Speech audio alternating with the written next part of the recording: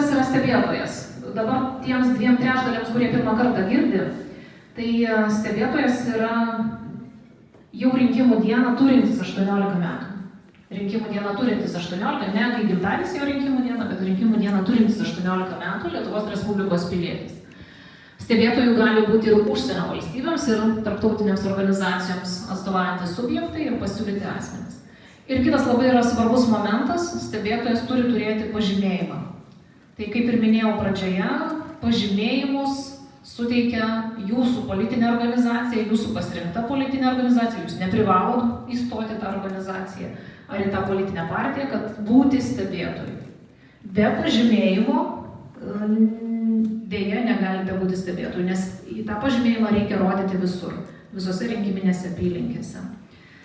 Patarimas iš karto, galbūt naujokam, galbūt ne naujokam, kad kai registruojatės stebėtojų, registruojatės ne prie apylinkės komisijos, apygardos komisijos, bet prašykite, kad registruotų prie vyriausios rinkiminės komisijos. Tai reiškia, kad jūs tada galėsite stebėti visoje Lietuvoje, nes dokumentai tvarkomi iš anksto, visokie atvejai nutinka, kartais reikia persidengti stebėtojus.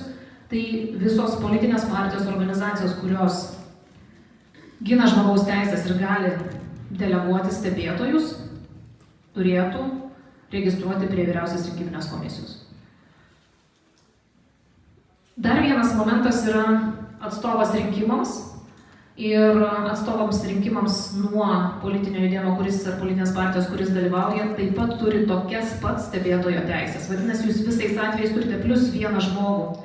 Jeigu jūs esate iš politinės partijos, tai prie savo stebėtojų pripliusuokite tą rinkimo atstovą, kuris turi tokias pat lygias teisės kaip stebėtojas. Rinkimų stebėtojų rinkimo apygardose negali būti, va čia yra šioks toks momentas, kas negali būti, tos pačios savivaldybės, kurios teritorija patenka į rinkimo apygardą. Tai meras, seniūnai pavaduotojai, administracijos direktorius jų pavaduotojai, komisijos narys. Na ir tam tikrais atvejais kandidatas.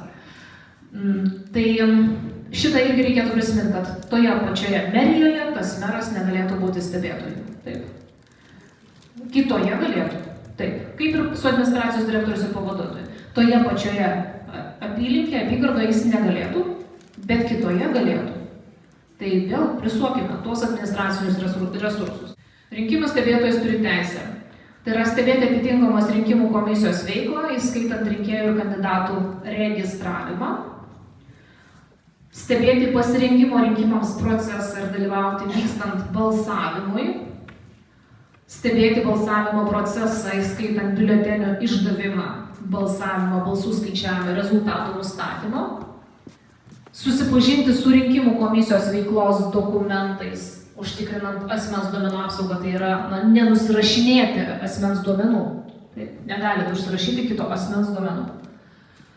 Fotografuoti, daryti vaizdo įrašus ir garso įrašus, užtikrinant asmens duomenų apsaugą, gavus asmenų sutikimą, bet nepažeidžiant teisės į slaptą balsavimą ir kreiptis atitinkamą rinkimų komisiją, jos pirmininką, narius, dėl galimų kodekso pažeidimų su prašymu juos pašalinti. Pateikti pastabas rinkėjų balsų skaičiavimo protokole bei gauti tokio protokolo kopiją, ką ir kalbėjo Gediminas.